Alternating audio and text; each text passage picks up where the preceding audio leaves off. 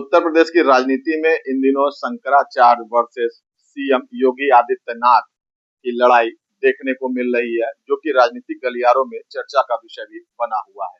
जनहित संकल्प पार्टी के राष्ट्रीय अध्यक्ष डॉक्टर आर.एस. पटेल हमारे साथ मौजूद हैं। हम उनसे बात करेंगे और जानेंगे सर, जिस तरीके का मामला इस समय तूल पकड़ा हुआ है, एक ओर शंकराचार्य हैं और दूसरी ओर उत्तर प्रदेश के मुखिया योगी आदित्यनाथ हैं। ये पूरे घटनाक्रम को किस तरीके से आप देखते हैं? सबसे पहले आपको धन्यवाद ज्ञापित करता हूं। ये जो अभी आपने बताया कि एक तरफ माननीय मुख्यमंत्री योगी आदित्यनाथ है, दूसरी तरफ शंकराचार्य हैं। आप लोगों को अगर ये धर्म का मामला लगता है तो ये भरम का मामला है। ये धर्म का मामला नहीं है, ये भरम का मामला है। योगी आदित्यनाथ जी, मैंने सुना भी कुछ दिन पहले बयान आया कि कोई भी अपने आप को शंकराचार्य घोषित कर लेता है, ऐसा सुनने में आया। दूसरी तरफ हमने यह सुना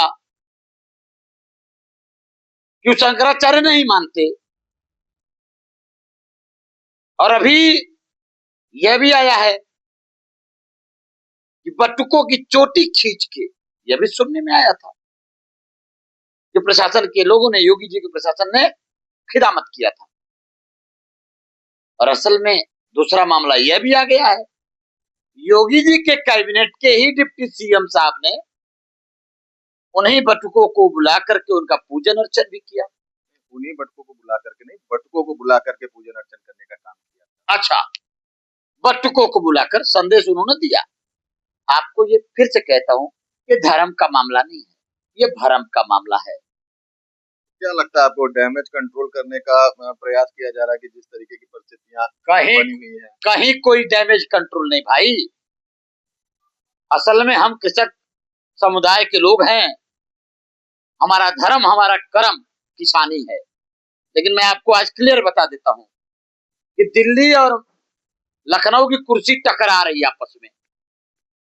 जो डिप्टी सीएम साहब हैं, माननीय सीएम उत्तर प्रदेश शंकराचार्य को खारिज कर रहे हैं, और उन्हीं शंकराचार्य साहब के बटुकों को बुला करके डिप्टी सीएम साहब पूजा करते हैं। और उन्होंने यह भी कहा कि जिन लोगों ने इन बटुकों का चोटी खींचा है उनको महापाप लगेगा। कहने का आशा सीधा है, मैं फिर दोहरा रहा हूं अपनी बात।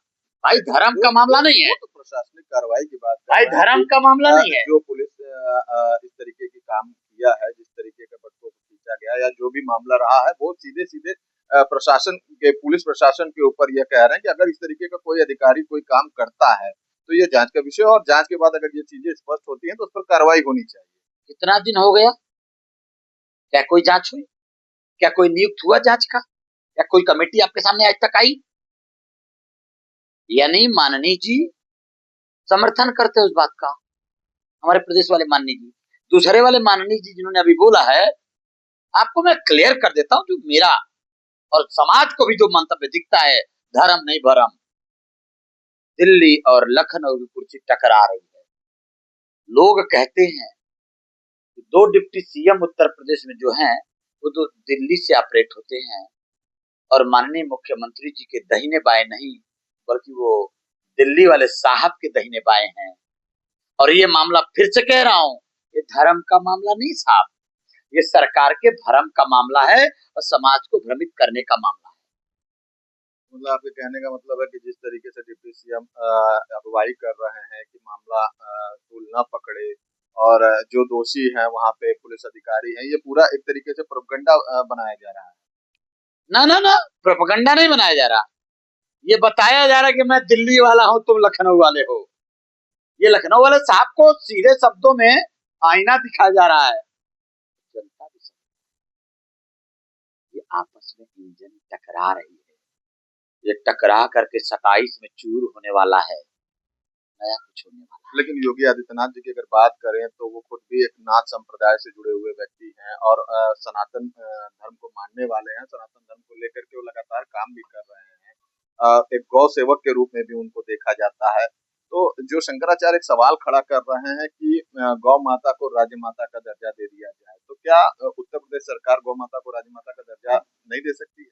अभी मुझे इसकी जानकारी नहीं है। जो आप कह रहे हैं ये जानकारी कर लूंगा तो फिर हम आपसे बात करेंगे। क्या हुआ अभी इसके आगे मुझे जानकारी प्राप्त नहीं हुई है। हम जानकारी कर लेंगे तो बात करेंगे। लेकिन जो शंकराचार्य को लेकर के सवाल खड़ा हो रहे हैं, तो मुखिया, प्रदेश का मुखिया शंकराचार्य को लेकर के सवाल खड़ा कर रहे हैं कि वो शंकराचार्य नहीं, ऐसे लोग शंकराचार्य नहीं हो सकते हैं। और दूसरी तरफ शंकराचार्य अभी मुक्तेश्वर सरस्वती जी ने भी 40 दिनों का समय दिया हुआ है कि अगर सरकार हमारी मांग को नहीं पूरा करती है, एक विषय तो ये हो जाता है, और दूसरा विषय असली हिंदू और नकली हिंदू का यहाँ निकल करके सामने आता है कि एक व्यक्ति दूसरे व्यक्ति को कहता है कि कौन असली है, कौन नकली है।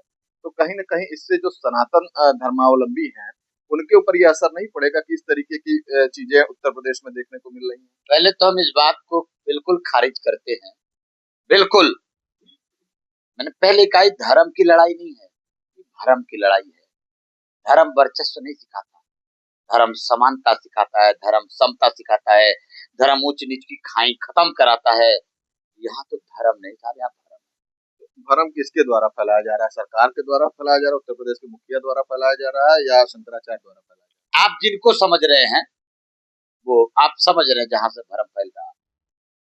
आप खुद ही उत्तर दे रहे हैं, मुझे नहीं पता, मैं तो आपसे सुन रहा हूँ। भ्रम फैल रहा है।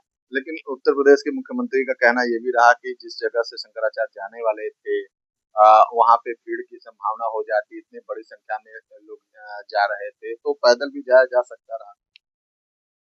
ये तो कानून व्यवस्था की फेल्योरिटी है, सरकार की कानून व्यवस्था की फेल्योरिटी है। और जो आप संगम की बात करो तो किसानों का हुआ करता था, वह तो कब्जा कर लिया गया था। वो संगम जहां आज केवल एक तरफा कुछ और दिख रहा है, संगम का इतिहास पढ़िएगा, इतिहास। वो संगम का जो हमारे अनादिकाल के साथी कहते हैं, आदिकाल के, कि संगम में किसानों का संगम हुआ करता था, और आज कुछ और है। बाकी फिर कभी वार्ता करेंगे। ये सब सरकार की फेल्योरिटी है। तो आप थे हमारे साथ जनहित संकल्प पार्टी के राष्ट्रीय अध्यक्ष डॉक्टर आर एस पटेल जी, जिन्होंने साफ तौर पर यह कहा है कि यह कहीं न कहीं सरकार की फेल्योरिटी है। वाराणसी से न्यूज इंडिया के लिए अमर श्रीवास्तव।